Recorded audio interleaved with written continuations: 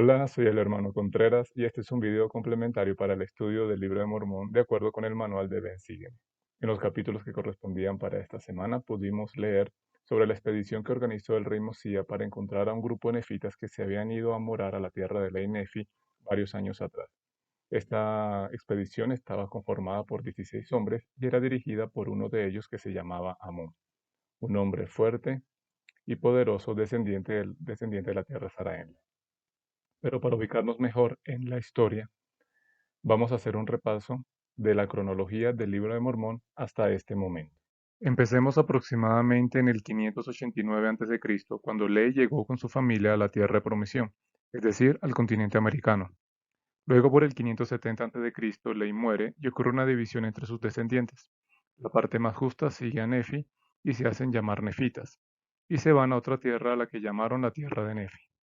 La parte menos justa se quedaron con Lamán y Lemuel y se hicieron llamar lamanitas, quedándose en esa tierra la que llamaremos la tierra de los lamanitas. Los nefitas se caracterizaban por creer que a medida que guardaran los mandamientos prosperarían en la tierra. Creían en la venida de Jesucristo y le enseñaban a sus hijos a creer en él. Eran industriosos y trataron de predicarle a los lamanitas, pero sin mucho éxito durante esta época. Los lamanitas, por su parte, rechazaban las enseñanzas del Evangelio de Jesucristo. Acusaban a los nefitas de querer arrebatarles el mando del pueblo. Creían que se les había ultrajado y tratado injustamente. Les enseñaban a sus hijos a aborrecer a los nefitas, asesinarlos, robarles, despojarlos y todo cuanto pudieran hacer para destruirlos. También suelen describirlos como personas salvajes, feroces, sanguinarias y ociosas. Sin embargo, entre ellos tenían buenos comportamientos morales, que fueron resaltados varias veces por profetas nefitas cuando amonestaban a su pueblo. Durante el ministerio de Nefi, el pueblo fue muy obediente a los mandamientos, prosperaron en la tierra y vivieron en paz. Luego en el ministerio de Jacob se nos muestra que los nefitas empezaron a dejar de obedecer ciertos mandamientos, por lo que Jacob les dio la siguiente advertencia si no se arrepentían. El tiempo velozmente viene en que a menos que os arrepintáis, ellos, los lamanitas, poseerán la tierra de vuestra herencia, y el Señor Dios apartará a los justos de entre vosotros. En el libro de Nos y Jarón se registran las primeras guerras entre los lamanitas y los nefitas, y los esfuerzos que los profetas hacían para exhortar al pueblo a cumplir con los mandamientos del Señor, porque cada vez se volvían más duros de corazón. Ya en el libro de Omni se nos muestra que los nefitas se volvieron muy incrédulos y los lamanitas empezaron a derrotarlos. Ya para el 225 a.C. se cumple la advertencia que Jacob les había hecho. El Señor le habla a a un hombre llamado Mosía para que abandone la tierra de Nefi. He aquí os hablaré algo concerniente a Mosía, que fue hecho rey de la tierra Saraenla, pues he aquí, le advirtió el Señor que huyera de la tierra de Nefi, y que cuantos quisieran escuchar la voz del Señor también deberían partir de la tierra con él hacia el desierto. Y fueron conducidos por muchas predicaciones y profecías, y continuamente fueron amonestados por la palabra de Dios, y guiados por el poder de su brazo a través del desierto. Llegaron a la tierra que se llama la tierra de Saraembla. Luego de la partida de Mosía y su pueblo, los lamanitas tomaron posesión de la tierra de Nefi. Cuando llegaron a la tierra Saraembla, se encontraron con un pueblo que se les conoce como los mulequitas. Para conocer un poco sobre los mulequitas tenemos que devolvernos un poco. En un punto entre el 589 y el 570 a.C., otro grupo proveniente de Jerusalén llegó al continente americano. Este grupo estaba dirigido por Mulek, uno de los hijos sobrevivientes del rey Sedequías. Este grupo habitó las tierras del norte por más de 350 años hasta que Mosía se encontró con ellos. El pueblo de Saraenla era dirigido por un caudillo llamado Saraemla, que era descendiente de Mulek, pero su idioma se había corrompido, no habían llevado registros y ya habían tenido varias guerras entre ellos. Así que cuando Mosía llegó, le mostró los anales nefitas y fue de gran beneficio para ellos. Y en la época en que Mosía los descubrió habían llegado a ser numerosos en extremo, y su idioma se había corrompido, y negaban la existencia de su creador, y ni Mosía ni su pueblo podían entenderlos. Pero aconteció que Mosía hizo que se les enseñara su idioma, y el pueblo de Saraenla y el de Mosía se unieron, y Mosía fue nombrado su rey. A partir de ese momento los mulequitas se convirtieron en nefitas. Durante el reinado de Mosí, aproximadamente en el año 200 a.C., un hombre llamado Senif deseaba volver a tomar la tierra de Nefi, que estaba siendo gobernada por un rey lamanita llamado Lamán. Así que se dirigió a la tierra de Nefi junto a un grupo de personas que quisieron seguirlo y logró hacer un pacto con el rey lamanita para volver a poseer la tierra. Y entré a ver al rey, el cual hizo pacto conmigo para que yo poseyera la tierra de Lei Nefi y la tierra de Chilón. Y también mandó que su gente saliera de esa tierra, y yo y mi pueblo entramos a ella a fin de poseerla. Ahora bien, fue por la astucia y artimaña del rey Lamá, para reducir a mi pueblo a la servidumbre, que él cedió la tierra para que la poseyéramos nosotros. Fue así como Senif se convirtió en el rey de esta colonia nefita por medio de un insensato acuerdo con el rey Lamá.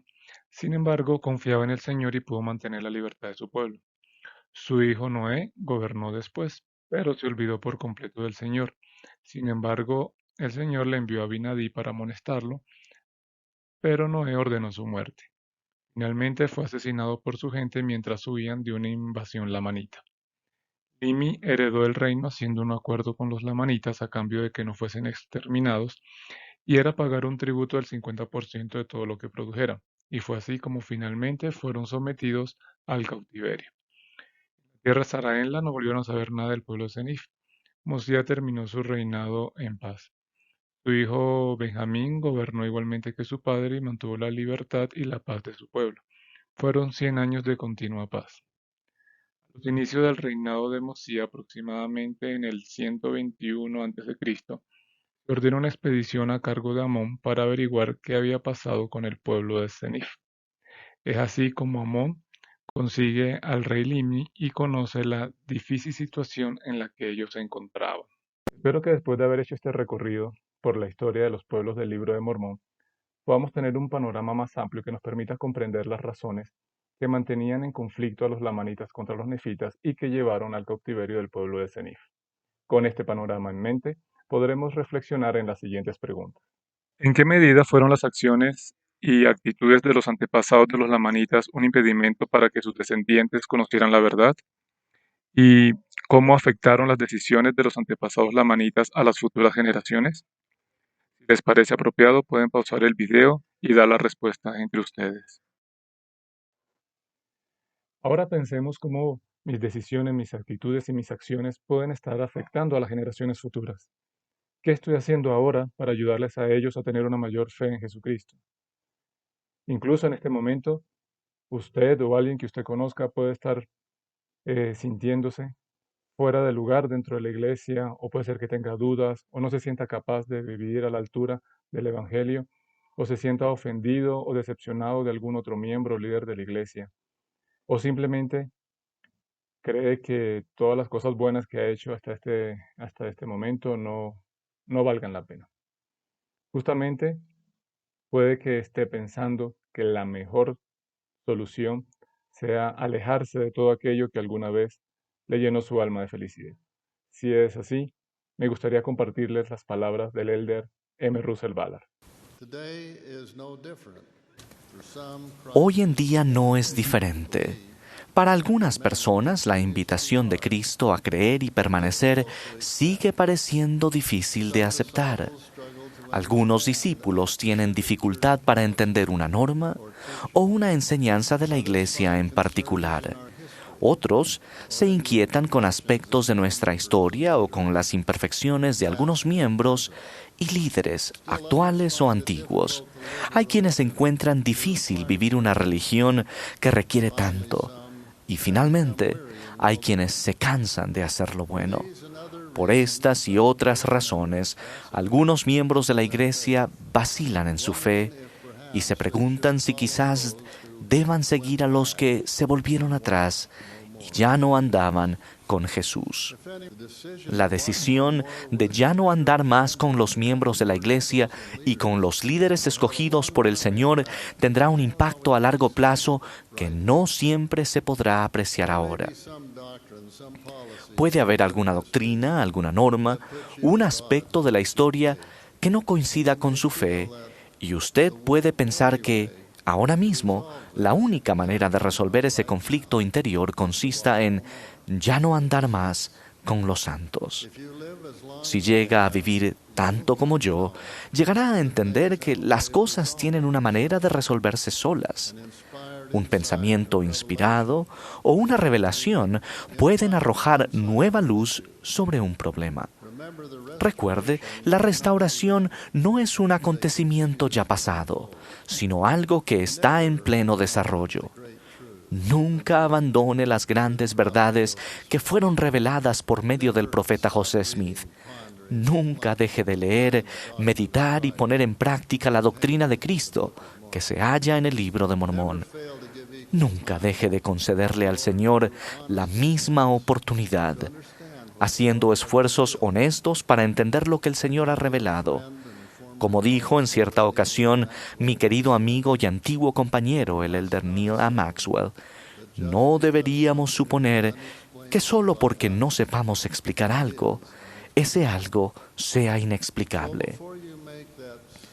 Por tanto, antes de tomar esa decisión espiritualmente peligrosa de marcharse, le animo a que se detenga y piense detenidamente antes de renunciar a todo aquello que, en primer lugar, le trajo a su testimonio de la Iglesia restaurada de Jesucristo. Deténgase y piense en lo que usted sintió aquí y el por qué lo sintió. Piense en las veces que el Espíritu Santo le ha testificado de la verdad eterna. Quiero compartir con ustedes brevemente mi historia. Yo me bauticé en la Iglesia de Jesucristo de los Santos de los Últimos Días a la edad de 13 años. Cuando los misioneros empezaron a enseñarle a nuestra familia, éramos alrededor de 15 personas, pero a la final solamente quedamos mi mamá y yo. Al poco tiempo de bautizarnos, mi mamá se alejó de la iglesia y yo continué solo.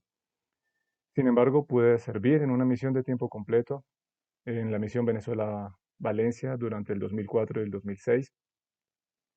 Luego, pude sellarme a mi esposa y actualmente tenemos 3 niños. También, gracias a la indexación, he podido realizar la obra en el templo por más de 300 de mis antepasados. Así que cuando me pongo a reflexionar en todo esto, me doy cuenta que yo soy como una especie de eslabón. Tal vez un eslabón muy débil, pero soy el eslabón que une a mis generaciones pasadas y a mis generaciones futuras con el Evangelio de Jesucristo. Así que me doy cuenta que las decisiones que yo tome en este momento y en la manera en que afronte las adversidades definitivamente va a impactar en la vida de ellos. A veces me pongo a pensar cómo me van a recordar mis hijos cuando ellos sean adultos. Tal vez ellos vean estos videos y en cierta manera por ellos también los hago. Tal vez en un futuro les sirva a ellos para tener fortaleza o puedan sentir un poco de consuelo en algún momento de dificultad y que les ayude a ellos a que puedan seguir perseverando con fe. Quiero que sepan que sin importar las circunstancias en las que ellos se encuentren, si ponen su confianza en el Señor, siempre van a encontrar una salida. Sé que las bendiciones por nosotros ser obedientes a los mandamientos del Señor las podremos ver en nuestra vida, pero definitivamente se verán reflejadas en la vida de nuestros hijos y en la de los hijos de ellos. Y lo comparto en el nombre de Jesucristo. Amén. Para finalizar, les quiero dejar con el testimonio del elder M. Russell Ballard. Hasta luego. Valiéndome de otra metáfora conocida, ruego que cualquier persona que esté pensando en abandonar el barco seguro de Sion, donde Dios y Cristo están a la cabeza, se detenga y recapacite cuidadosamente antes de hacerlo. Tengan en cuenta y recuerden siempre que aunque el viento y las olas de grandes tormentas azoten el viejo barco, el Salvador está a bordo y tiene poder para reprender la tempestad con su mandato. Calla, enmudece. Hasta entonces, no debemos temer, sino tener una fe inquebrantable y saber que aún el viento y el mar le obedecen. Hermanos, les prometo en el nombre del Señor que Él nunca abandonará a su iglesia y que nunca abandonará a ninguno de nosotros. Recuerden la respuesta de Pedro a la pregunta y palabras del Salvador. Señor, ¿a quién iremos? Tú tienes las palabras de vida eterna, y nosotros hemos creído y sabemos que tú eres el Cristo, el Hijo del Dios viviente. Jesús es nuestro Salvador y Redentor, y su Evangelio restaurado nos conducirá con seguridad de regreso a la presencia de nuestros Padres Celestiales, si permanecemos en el sendero del Evangelio y seguimos sus pasos. De ello testifico. En el nombre de Jesucristo. Amén.